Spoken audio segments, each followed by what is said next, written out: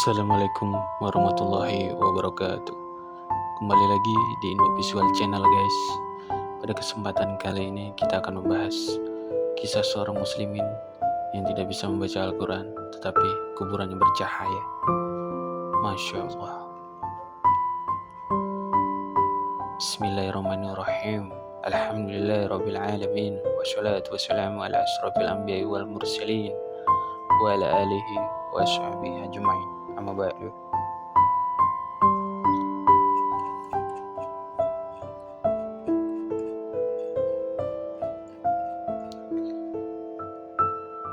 Segala puji bagi Allah Tuhan semesta alam.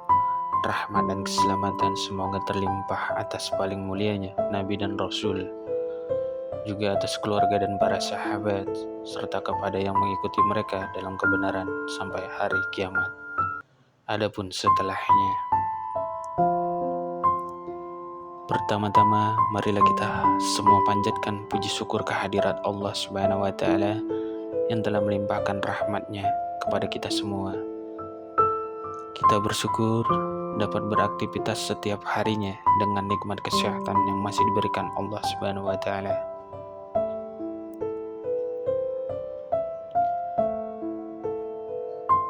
Tak lupa pula salawat dan salam semoga tercurah kepada junjungan Nabi kita Muhammad SAW serta kepada keluarga dan sahabat-sahabatnya yang mulia.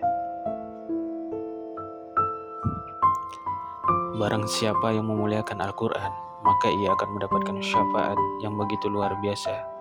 Apalagi kita membacanya, memahaminya, dan mengamalkannya.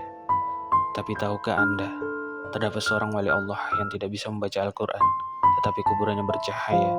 Satu cerita yang dikisahkan dalam takzirah di Masjid Sultan Jainal Abidin, Kuala Terengganu.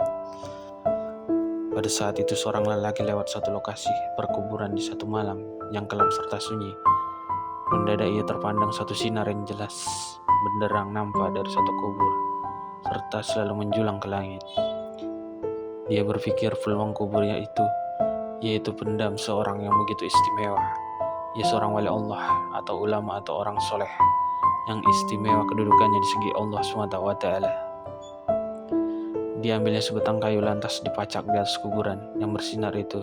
Esok harinya, lelaki itu datang lagi ke kawasan perkuburan itu dengan ditemani beberapa orang kampung. Beliau menginginkan menyelidiki serta ingin tahu pendam siapakah yang begitu ajaib itu. Untuk tahu dengan selanjutnya, lelaki itu berkunjung ke rumah pemilik kuburan serta berjumpa dengan istri tersebut, lalu bercerita keajaiban yang dilihat di kuburan suaminya. Anehnya, sang istri terkejut dan heran. Dia begitu mengetahui suaminya bukanlah siapa-siapa. Ia seorang petani umum saja. Bukanlah seorang yang alim, bukanlah seorang pakar ibadah, orang soleh, apalagi imam, bukan juga guru Al-Quran. Jadi suaminya tak pintar membaca Quran, serta dia tak pernah mendengar suaminya membaca Al-Quran. Akhirnya, lelaki itu ajukan pertanyaan, apakah perkara-perkara aneh yang si mati selalu lakukan dalam kehidupan setiap harinya. Pada akhirnya sang istri teringat satu kebiasaan yang selalu dilakukan oleh suaminya. Setiap saat sebelum tidur suaminya selalu mengambil wudhu, lalu masuk ke dalam ruangan dan mengambil Al-Quran, lalu dicium serta dipeluknya dengan penuh kecintaan serta kasih sayang. Ia akan duduk dan membuka Al-Quran itu sehelai untuk sehelai demi sehelai seperti sedang membaca.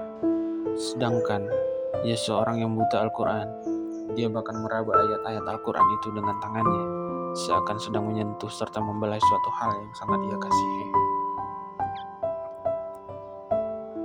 Sang istri berkata, ia pernah mendengar rintihan serta isakan tangis suaminya yang begitu sedih, mendayu-dayu dengan penuh penyesalan.